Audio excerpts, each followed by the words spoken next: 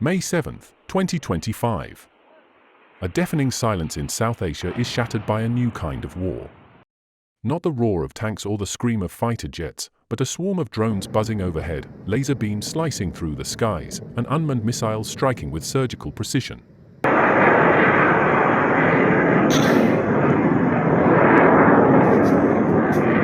This was not the India-Pakistan conflict of the past. This was something different. This was the first war between the two nuclear neighbors where man took a back seat and machines took the front line. For over 7 decades, India and Pakistan have stood on the edge of war, and at times, plunged into it. From the blood-soaked fields of Kashmir in 1947, to the blazing tank battles of 1965, to the lightning-fast airstrikes of Kargil in 1999, every conflict had one thing in common: men at the helm, guns on shoulders, boots on the ground.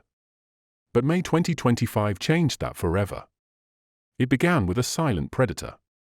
The Harap drone, an Israeli-made loitering munition used by India, soared into Pakistani airspace. It doesn't just watch. It hunts, locking onto enemy radar signals and diving in like a kamikaze falcon. Pakistan responded fast.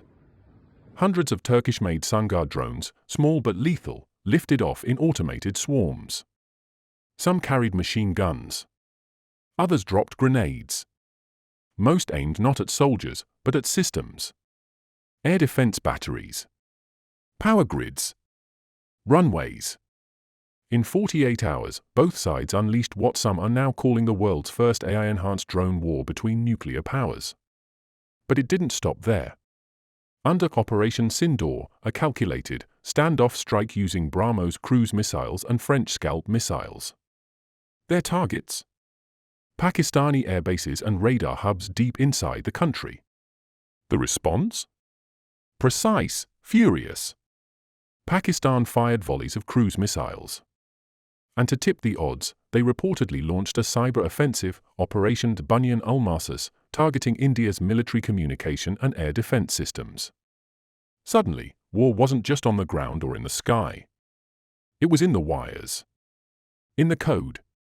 As drones swarmed, India activated something never before used in active combat: high-powered laser weapons. Developed by the DRDO, these 2-kilowatt systems don't fire bullets or missiles. They fire concentrated beams of energy. And they did the impossible, vaporizing incoming drones mid-air within seconds. For the first time, lasers weren't just sci-fi. They were battlefield reality. Across command centers in Delhi and Rawalpindi, commanders weren't just deploying troops, they were managing networks. Swarms of autonomous machines, satellites feeding live intel, cyber teams jamming radars, and artificial intelligence predicting enemy moves before a human could blink. The war had gone from the trenches to the servers. But in all this precision came collateral. Cities like Lahore, Jammu, and Pathankot faced drone incursions. Emergency sirens wailed. Civilians scrambled for shelter. And the world held its breath. Because when two nuclear powers trade blows with this level of automation and speed, the line between conventional and catastrophic becomes dangerously thin. So what did this conflict teach us? A lot, and fast. Lesson 1: the battlefield is now digital, autonomous, and multi-domain. Drones, lasers, cyberattacks, and AI are no longer future warfare, they're the now. Lesson 2: layer defense is essential. India's deployment of the Russian-made S-400 system and laser-based drone killers proved how multiple technologies must work together to defend the homeland. Lesson 3: escalation is faster. When drones can cross borders in minutes and cyberattacks can shut down communication grids in seconds, decisions must be made at lightning speed. But speed risks miscalculation, and miscalculation, in this region, risks nuclear catastrophe. This war also had global ripple effects. China's advanced J-10 fighters and PL-15E missiles reportedly entered Pakistan's arsenal. Meanwhile, India relied on French, Israeli, and Russian systems. The arms race is no longer Cold War. It's cold silicon. And now, diplomats, not just generals, must face new questions. Should drone strikes be considered acts of war? What rules govern AI targeting systems? And can peace survive in a world where a hacker can do what a tank once did? Yet in the end, even amidst the chaos, one truth remains unchanged: war may evolve, but peace must too. India and Pakistan now face a crossroads. They can use this moment to entrench, to rearm, to escalate. Or they can choose to adapt not just their weapons, but their diplomacy.